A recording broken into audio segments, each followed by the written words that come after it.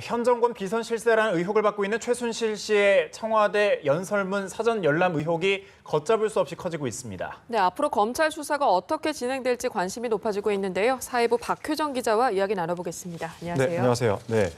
박근혜 대통령이 어제 대국민 사과를 했고 또 신속하게 연설문 유출을 일부 시인했습니다.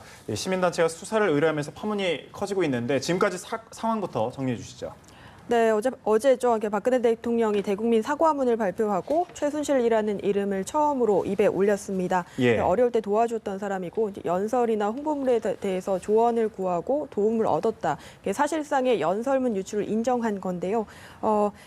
앞서서 최 씨가 연설문 고치기를 즐겨 했었다는 보도가 한 차례 나온 적이 있습니다. 그때 청와대가 어떻게 반응을 했었냐면 말도 안 되는 이야기다. 지금이 봉건 시대냐 이렇게 일축을 했었죠. 예. 그런데 이제 이런 좀 확실한 의혹 보도 하루 만에 박 대통령이 시인을 하면서 좀 검찰 수사도 좀 다른 국면을 맞게 됐습니다.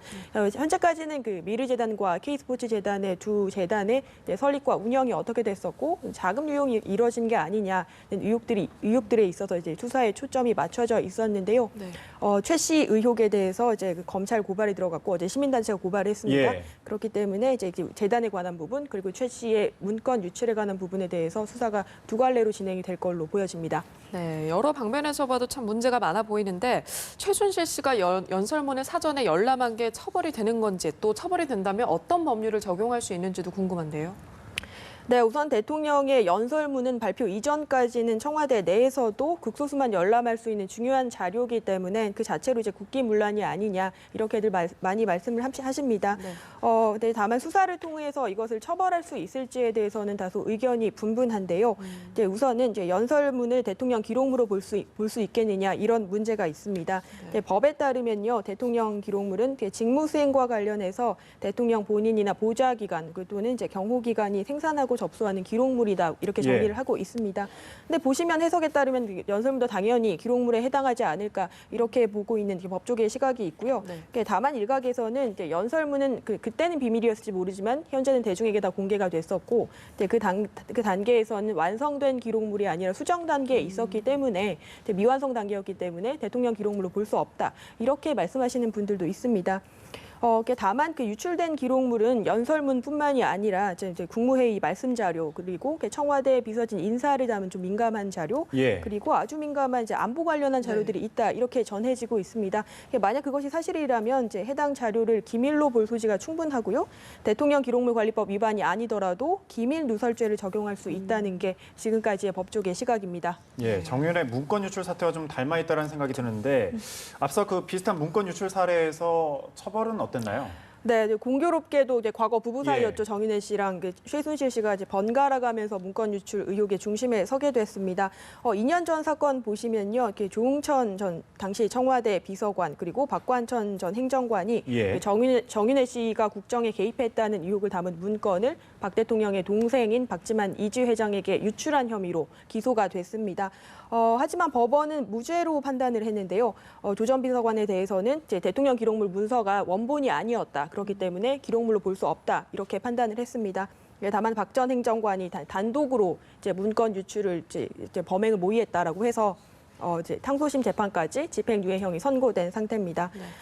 앞선 사례에서도 보면 이제 법원은 대통령 기록물 관리법 위반에 대해서 좀 더 엄격한 잣대를 적용할 수 있다고 보여지는 사례가 있는데요. 2007년이죠. 남북 정상회담 회의록 폐기 사건에서도 보시면 당시 백종천 전 청와대 외교안보실장이 재판에 넘겨졌지만 무죄가 선고됐습니다. 그때 판결 이유를 살펴보시면요. 폐기한 자료는 대통령의 수정 지시가 내려진 초본에 불과하고 생산이 완료된 문서가 아니기 때문에 대통령 기록물이라 볼 수 없다. 이렇게 판단을 했습니다.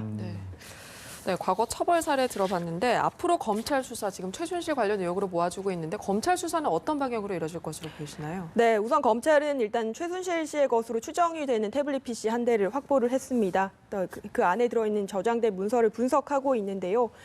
일단 검찰의 입장은 수사 단서로 삼을 만한 부분이 있다면 참고하겠다. 다소 좀 소극적인 조심스러운 입장을 보이고 있습니다. 아직은 본격 수사 단계에 착수할 것이 아니라는 입장인데요. 다만 어제 그 시민단체가 최순실 씨와 그리고 최 씨에게 문건을 건넨 사람, 누군지 모르지만 그 사람을 처벌해 달라고 고발장을 제출했기 때문에 이 사건이 배당이 이루어진다면 현재 검찰이 확보한 자료가 수사에 착수할 수 있는 주요한 단서가 될 것으로 보입니다. 검찰은 우선 개별 문서들이 이제 실제로 이게 청와대에서 작성된 게 맞는지, 그리고 이제 어떤 경로로 저장이 됐고, 그리고 문서들이 직무상의 비밀에 해당하는지를 판단하는 작업에 들어갈 것으로 보입니다. 다만 이 대통령은 재임 기간 형사상의 소출을 받지 않기로 돼 있죠. 헌법상의 권리로. 예. 그렇기 때문에 수사 대상이 되지는 않을 거다라는 관측이 우세를 합니다. 다만 문건이 최 씨에게 전달되는 과정에서 여러 이제 청와대 비서관 참모진들이 개입했을 것으로 생각이 되는데요. 이제 검찰은 누가 대체 유출하고 전달했느냐 이런 작업을 가리는 작업에 들어갈 것으로 보입니다. 현재로서는 청와대 가신 상임 3인방이 입기를 오르고 있습니다. 안봉근 국정홍보비서관, 그리고 이재만 총무비서관이 있고요. 예. 또 정호성 부속비서관이 우선적으로 검찰의 수사를 받지 않을까 이런 관측이 나오고 있습니다. 예, 최순실 씨 청와대 연설문 사전 열람 의혹과 관련해서 짚어봤습니다. 박효정 기자였습니다. 고맙습니다.